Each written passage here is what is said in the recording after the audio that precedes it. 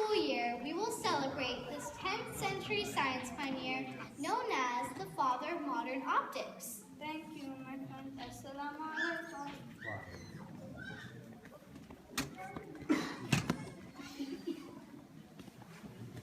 This is just a small glimpse. Within these pages is the lost story of scholarship, imagination, discovery, in a time and place where faith, gender, and race were secondary to progress.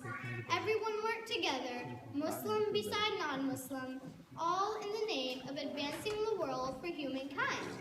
It was not the Dark Ages, it was the Golden Age. It is a story of common goals, common dreams, and a common desire to achieve what seemed impossible.